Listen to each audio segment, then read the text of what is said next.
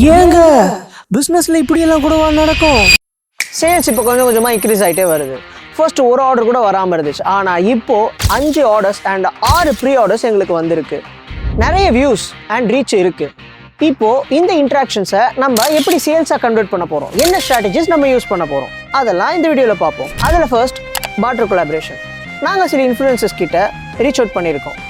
அவங்க நம்ம பிராண்ட் கூட கொலாபரேஷன் பண்ணுறாங்களா இல்லையான்னு வெயிட் பண்ணி பார்ப்போம். Second, offline sales.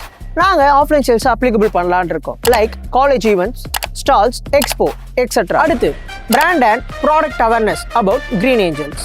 இன்னும் நிறைய பிளான்ஸ் இருக்குது, அதெல்லாம் பொறுமையாக சொல்கிறேன். இந்த ஸ்ட்ராட்டஜிஸ் எல்லாம் யூஸ் பண்ணி நம்ம 30 டேஸில் 100 பேக்ஸ் விற்கிறோமா இல்லையான்னு ஜெயிக்கிறோமா தோக்கிறோமா சீரீஸில் பார்ப்போம். நம்மளுடைய அப்கமிங் வீடியோஸ் எல்லாம் ஸ்மால் ஆண்டர்பிரனர்ஸ் அப்புறம் பிஸ்னஸ் ஸ்டார்ட் அப்புக்கு கண்டிப்பாக யூஸ் ஆகும். ஸோ மறக்காமல் ஃபாலோ ஆர் சப்ஸ்கிரைப் பண்ணி வச்சுக்கோங்க.